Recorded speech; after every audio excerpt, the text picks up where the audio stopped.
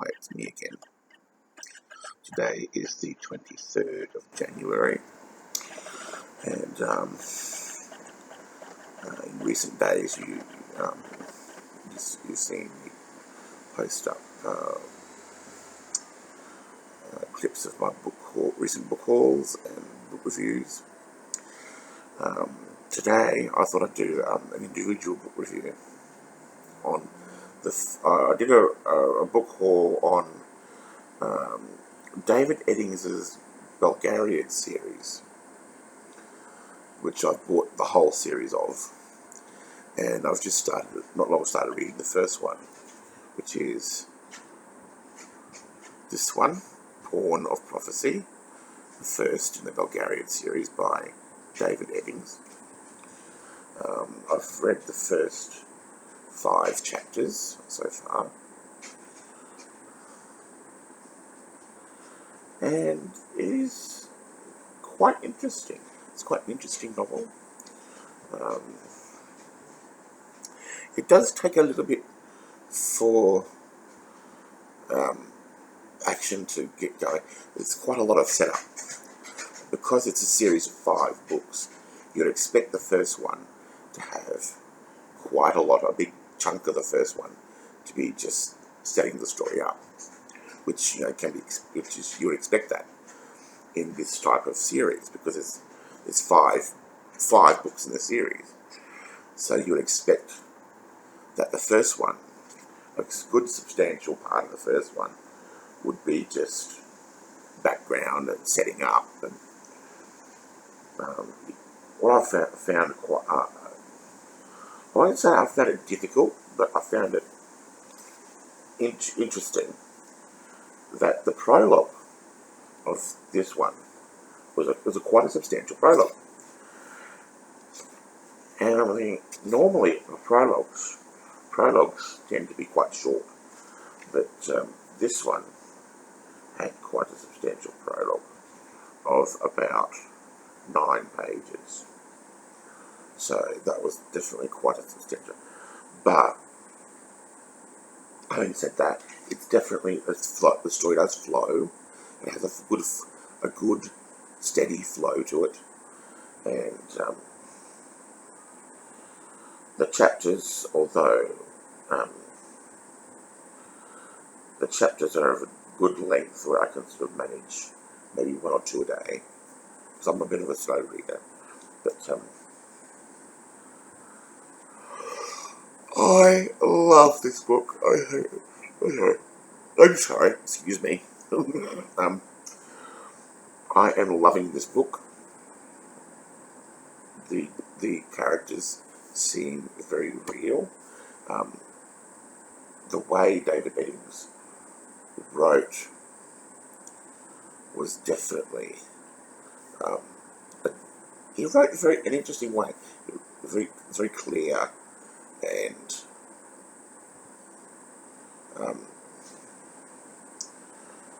there's a very steady flow to it. It just flowed like sorry, I just got distracted. Sorry, I just got distracted. It's got a good steady flow to the story, and that's what I like about it. It's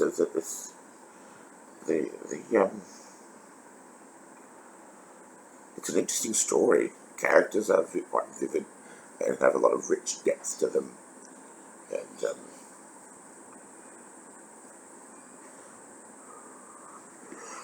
yeah, well, sorry, wonderful character, wonderful. It's a nice little setting, and the characters are definitely. It's about this ancient land where the gods have ruled for quite a long time. And then all of a sudden the humans take over, or to some extent. And this young boy has to help find this object. I won't try to reveal too much about it, But it's about this young boy who has to, it's his destiny to fulfill his destiny about as to one of the gods has committed a gravest theft of a very important item from another god, and it's this boy that has to, with the help of two sorcerers, they have to find this object,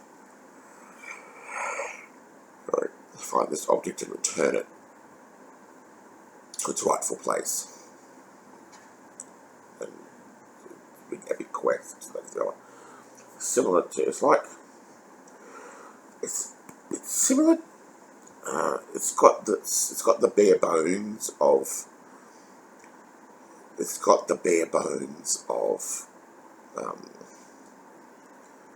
Lord of the Rings, in that an object has been stolen and needs to be returned to its rightful place, and this fellowship group is sent off to try and return the object to its rightful place.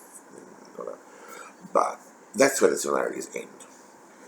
This story is, even though it has the similar bare bones, it's filled out in quite a different way. This I like. Lord of the Rings I couldn't get into, because Lord of the Rings, I could understand the concept.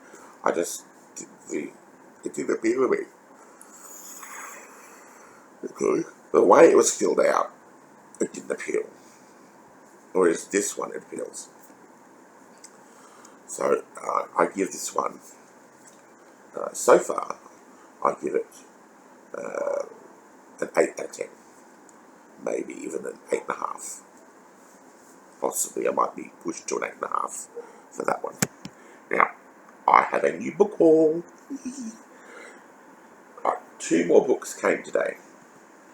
These are Stephen King books. I have Christine, and I have Misery.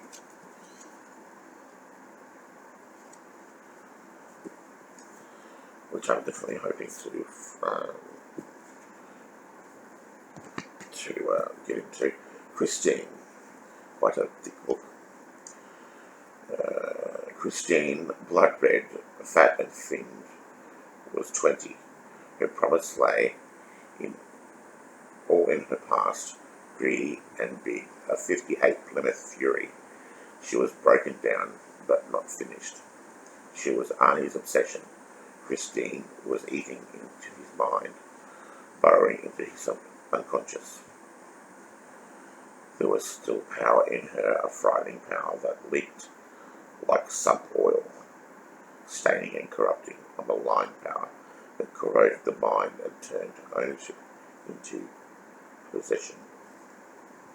Now, I've seen bits and pieces of the movie that this was turned into, and I found it quite interesting. What I saw in the movie, I didn't get a chance to see it all, but I thought it was pretty good. From what I understand, this is quite. This is definitely one of Stephen King's classics. This Christine was first published. When was it first published? First published in Great Britain in 1983. So, the year I was born. That should give you a clue as to how old this is. 1983. 35 years. So anyway, Christine, one of his classics. Christine. Another one of Stephen King's classics, Misery. Now, you may be familiar with the movie Misery, starring Kathy Bates and James Caan. That was the movie that was based on this novel, Stephen King's Misery. That the author, who's had an accident in the snow, driving somewhere, he's wanting to.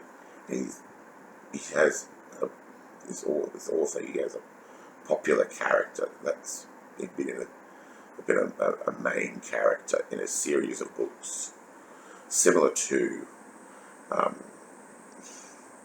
would say similar to the Temperance Brennan character in those Kathy Wright novels, similar to that.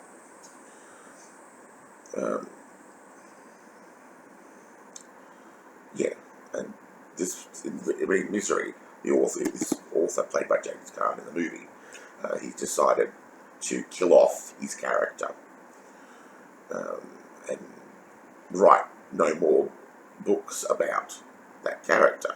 Kill her off and have done with that, because he feels that he couldn't develop the character anymore. So he's driving along, has this accident in the snow, and he's found by this woman who is a nurse, I think, from what I remember. Yes, I think, I'm not sure. But anyway, who just happens to be a huge fan of this author, and she describes herself as his #1 fan. And because he's injured in the accident, she decides, okay, I'm going to look after you until you're better. It's like, oh, okay, then fine, whatever. You're going to be such a nice person, or whatever. At first, she appears quite sweet and nice and kind and the good Samaritan type, you know. Oh, you're hurt. Oh, let me help you. I'll look after you. Take you back to my place where you're warm and safe. I'm a nurse. I'll look after you. I know what to do. So it's like, okay, fine, whatever. Cut through that, can you? So it's like, okay. Then, slowly, as time wears on, she starts to get a little bit more and more creepy. And she starts to really weird out. Avon calling. Ding dong, Avon calling. Anyway, but as time wears on, this Annie Wilkes chick, she starts to really weird out and get really creepy, and to the point where she becomes significantly violent because she doesn't want this character to be killed off in his books. She starts to get angry and violent, even physically violent with him. Breaks his ankles.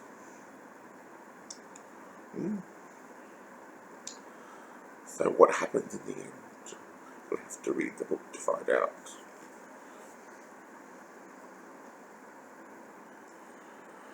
The review of The Guardian says that The Guardian, is that a newspaper or a magazine, one of them? Not since Charles Dickens has a writer had so many readers by the throat.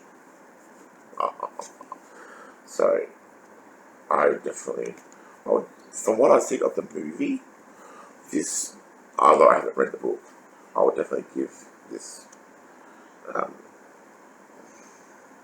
is another one of his classics.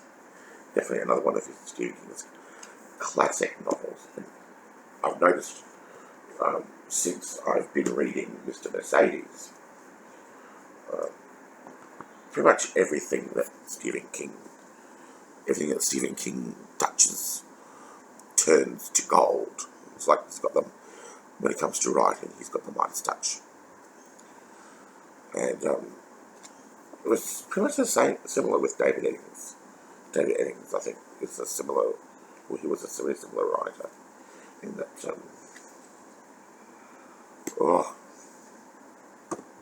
wonderful. So anyway, that is my review for the day.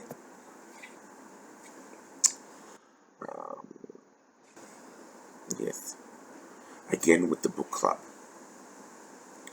Do not forget, if you are interested in joining this online book club through Skype, email me. I'll include my email in the description below. Email me if you are interested, and possibly even send me your Skype details. I'll try to add you on Skype, and we will organise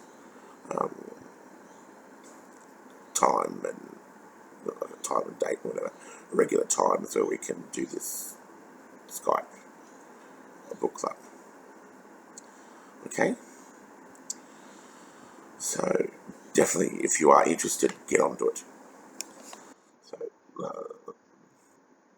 have fun, enjoy life, be passionate about your thing, and don't forget to share the love.